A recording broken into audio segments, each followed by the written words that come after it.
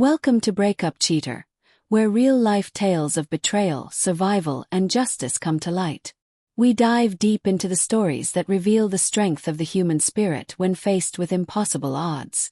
If you crave gripping narratives filled with twists, resilience, and hard truths, you're in the right place. Hit subscribe and join our community of truth seekers.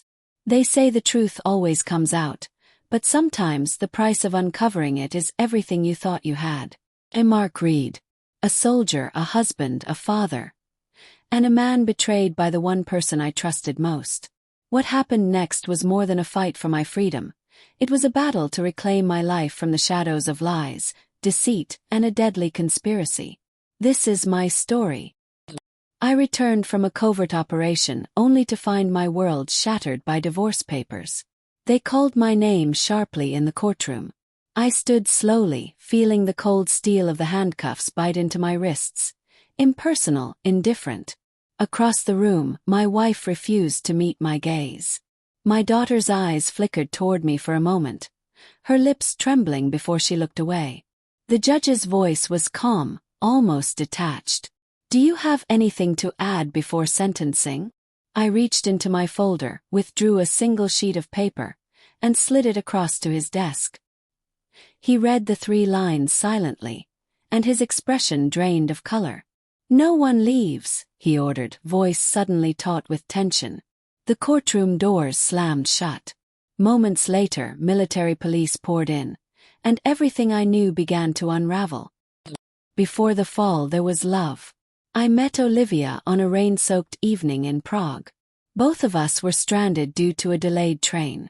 Her laughter broke through the cold drizzle when I cracked a sarcastic joke. What struck me most was how her eyes didn't blink when I admitted my job was complicated, classified. She never pried for details. That restraint felt like trust. We married 2 years later. Every mission took a piece of me. Blood, bone, sanity. But I always returned to her. She made the chaos of my life make sense. We had a daughter, Sophie. Suddenly the world felt smaller, safer. I believed loyalty was the kind of anchor you could build your life around. The first cracks appeared almost imperceptibly. Her calls became less frequent while I was deployed. Her responses grew shorter, colder. Then came the late-night meetings with her father's company lawyer. Her father, Leonard Prescott, had never hidden his disdain for me, calling me a soldier playing at war until he ruined someone's life. I kept my distance for Olivia's sake. Then, 4 months ago, I returned from a Black Ops mission in West Africa.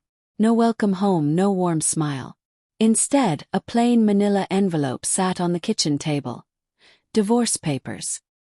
Before I could process, the front door opened, and 2 officers stepped in. "Mr. Reed, you are under arrest for the murder of Leonard Prescott." The evidence was terrifyingly flawless. A silenced .45 pistol, military issue, dumped near the Prescott estate. My fingerprints and DNA.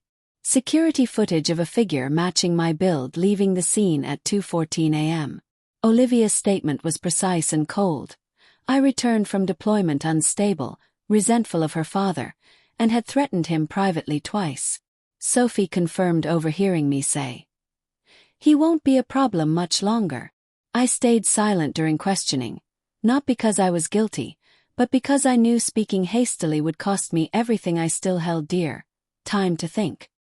Grief is loud. Revenge is silent. For 72 hours, I replayed every moment in my mind. The footage was grainy, but something caught my eye. The shooter wore a distinctive watch. I'd stopped wearing mine years ago after it snagged on a rappel line in Kandahar. Olivia hadn't just betrayed me. She had orchestrated the whole thing with military precision. But why? Money. Leonard's death transferred his controlling shares of Prescott Technologies directly into Olivia's hands. Shares she quickly liquidated for over $40 million. She believed she'd buried me under her perfect web of evidence. She forgot I'd spent a career dismantling operations far more airtight than hers.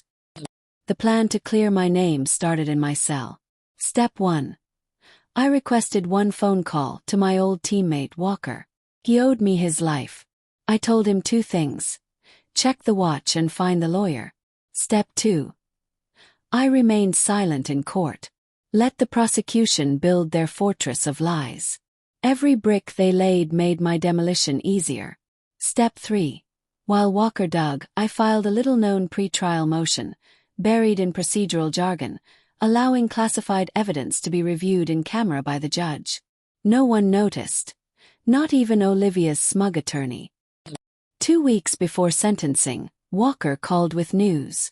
The watch was a limited edition issued to 6 Prescott Technologies executives after a merger. 4 were alive. 1 was dead Leonard Prescott. The 6th was the company lawyer. And then the jewel. A decrypted email chain between Olivia and that lawyer, plotting the murder, planting evidence, and coaching Sophie on what to say. The language was careful, never explicit, but the timestamps told the true story. One last piece remained. The lawyer had been laundering the liquidation money through a military subcontractor known for off-the-books covert operations. I knew the name. I'd trained some of their operatives. Back in the courtroom, the moment came. The judge glanced at my paper, requesting immediate review of classified evidence related to ongoing federal investigations into Prescott Technologies defense contracts. The second line named the subcontractor. The third line referenced the decrypted emails sealed with a military classification. Without a word, the judge ordered, "No one leaves." The courtroom doors shut again. Military police entered, weapons low but ready. The lead officer handed the judge a second envelope. His eyes sharpened. Olivia was the first to crack. Her lawyer's pen slipped from his hand as the officers approached. Her composure shattered when they cuffed him. "What is this?" she spat. The officer read aloud the charges. Conspiracy to commit murder, obstruction of justice, financial crimes under defense procurement fraud statutes. When it was Olivia's turn, she reached for Sophie. But my daughter stared at the floor. As they cuffed Olivia, she screamed my name, but it wasn't love. It was pure panic. I didn't look at her. The judge struck his gavel once. "Mr. Reed, you are hereby released pending full dismissal of all charges. You are placed under protective custody as a federal witness." I walked past Olivia without hesitation. She whispered, "Mark, please." My silence was the last thing I would ever give her. Sophie approached me later in the hallway. "I'm sorry," she said quietly. "She told me you'd hurt me if I didn't say what she wanted." I didn't hug her. I didn't trust myself to. But I placed my hand on her shoulder. "You're free now. Closure is never clean." 2 months later, Olivia took a plea deal to avoid life imprisonment. The lawyer did not. The subcontractor folded under federal investigation. Sophie lives with her aunt. I visit when I can. People ask if I miss Olivia. I don't. What I miss is the man who believed she could never do this. He's gone. But the man who replaced him. He doesn't wait for storms to pass. He learns their patterns. He strikes when the wind is at his back. And when he does, the courtroom doors close behind everyone else. Betrayal cuts deeper than any wound. But in the darkest moments, we discover who we really are. I lost everything I thought defined me, but I gained something far more powerful: clarity, strength, and the will to rise again. If you've ever faced a storm you thought you couldn't survive, remember this: the wind can either break you, or it can carry you forward. Thanks for watching. If this story moved you, don't forget to like, share, and subscribe for more real-life tales of resilience and justice.